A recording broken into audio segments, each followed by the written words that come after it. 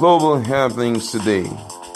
We communicate, we analyze global news. Stay tuned.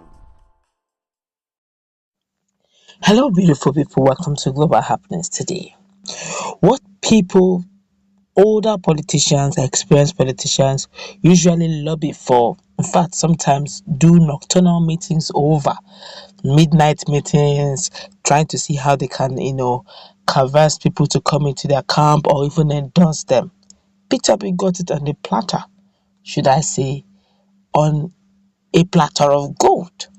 But as we speak, it looks like Peter Obi needs to work more harder, or should I say, still stay on his knees for more favor and also do his background check, as the likes of Atiku Abubakar is actually gunning at taking one of his godfathers, quote unquote, the one who endorsed him both secretly and openly. In a moment, you're going to find out how the likes of Atiku Abubakar intends to get one of the godfathers back to him and possibly make an open endorsement for him. Before we do that, like and subscribe to our channel, click on the red subscribe button beside it to see a bell notification icon. Please go ahead, click on it to get notified as soon as we update our channel on YouTube. Well, the spokesperson for PDP candidate Paul Ibe has said something very unique. According to Ibe, the council will be informed in such a way, or I think that again, the council will be formed in such a way that individuals who lost out in the primaries of PDP are integrated into the team. Atiku emerged the winner of the presidential primaries of PDP May 28 in Abuja after polling a total of 371 votes. Plans are currently underway for the inauguration of campaign council of the standard bearer of People's Democratic Party, Atiku Abubakar. He didn't stop there. He went further to say, speaking with our respondent, plans are underway to ensure things are done properly. Meanwhile, there are indications that Atiku's camp is making plans to get the support and open endorsement of former President Olusegun Obasanjo. Obasanjo has declared support for Atiku and his running mate Peter Obi in 2019 general elections. In a video in circulation, the former president described Atiku as a man who has what it takes in experience, exposure, in lessons that he has learned, and has learned his lessons. I try to teach him a few of them to create a change for the better. However, in another recent report, Obasanjo said choosing Atiku as the vice president was one of the two greatest mistakes he had made in his lifetime. Obasanjo stated this while answering questions posed by students from selected secondary schools that participated in the finals of the National Exhibition and Awards organized by Students for Advancement of Global Entrepreneurship. He said, and I'll quote him, "One of the mistakes I made was picking my number 2 when I wanted to become the president, but because it was a genuine mistake, God saved me." In a recent development, the National Publicity Secretary of Atiku Support Organization, Dr. Victor Moses, said that there were genuine moves in line to make sure we get Baba Obasanjo on our side. He noted that if Obasanjo could endorse Atiku in 2019, he might do so also in 2023. His Excellency Alhaji Atiku Abubakar has a lot of respect for Sir Olusegun Obasanjo. That is why no matter what Baba, that's Olusegun Obasanjo, says, he doesn't respond. Even when Obasanjo said Atiku was one of the worst mistakes he had made in his lifetime, Atiku didn't respond because of disrespect. We are trying to get his endorsement because it will mean a lot for us. Obasanjo was Atiku's principal, and if he could endorse Atiku in 2019, he should be able to do it also now. When the time comes, we will reveal our plans on how to do so. Now it seems as though Obasanjo is supporting another candidate, but we will try to get him on our side. That is why no matter what Obasanjo says about Atiku, Atiku doesn't respond, so he doesn't escalate the crisis between the two of them. We need his blessings. That's, we need Obasanjo's blessings for Atiku Okowa ticket.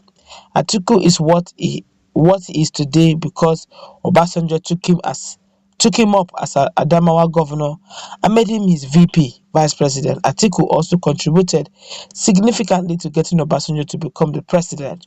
Obasanjo was nowhere to be found. It was Atiku, Yar'Adua, and the rest that fought for democracy. He said, Moses challenged anyone with any corruption allegation on Atiku to come forward before Atiku, becomes the president. Don't be asking for things that you know that will be difficult. Let's just continue with campaigning instead of looking for come forward and allegation on so many things. There's some things we shouldn't go into. Just campaign for him. Tell Nigerians what he has the capacity to do. When you say allegation, I mean, well, leave that side. Let's continue with the news. A lot of Nigerians are talking. A lot of people are actually speaking a lot. Let's just feel the pulse of Nigerians. I don't know if Olusegun Obasanjo will make a U-turn against Peter Obi, because from the very inception, he has always loved Peter Obi. Or better still, probably it's the case of choosing from the lot you have. There's this general saying, they say when the available, when the desirable is not available, the available becomes desirable. It's probably there's no other candidate again that has credibility. I guess Peter Obi comes to mind. But let's feel the pulse of Nigerians anyway. Somebody here saying, leave Olusegun Obasanjo out of your ambition. He has said he does not want to do partisan politics again. I understand the urge to seek his support, but if you can't, just let him be. Atiku, please don't disappoint when you get to power. And the person here saying, laugh out loud. Shena Olusegun Obasanjo wey carry Peter Obi matter for head like gala. Abi there's another Obasanjo from Iragbeji town. And my brother, the same Obasanjo, the same one and the same Obasanjo that is carrying Peter Obi on his head. That's the same that Atiku is trying to endorse or get his endorsement. No politics these days, anything is possible. Let us see. Baba is an old stock. He's an old stock, he's not a new breed. So you may need to accept. I don't know how. Well, let's just say, please don't forget that even the same PDP, we still have issues in PDP right now, where aggrieved members like Wiki them, Otom them, Makinde, the likes of Fayoshe, it's plenty. In fact, they need to first of all have a united front first. And while here, even APC is even crying wolf that they are playing partisan politics, Nigerian politics.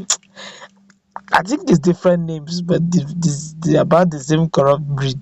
Really tired, honestly. When I look at the level of corruption going on in Nigeria, I would just wonder who will really rescue Nigeria from this. Nigerians really need to rescue themselves from the hands of corrupt politicians. Well, Atiku has already told Nigerians, if you have any corruption allegation against him, bring it up now, because he's very confident he has no corruption allegations against him. He doesn't have, and is confident by saying that anyone who have any charges against him, please bring it on now. So, hey, it's campaigning time. If you love him, campaign for him. If you love him, tell Nigerians what you think Atiku has the capacity to bring to the table. There's no need beginning to begin to bring other candidates down. We all have our strengths and weaknesses. Let's capitalize on that. Let's go wrap.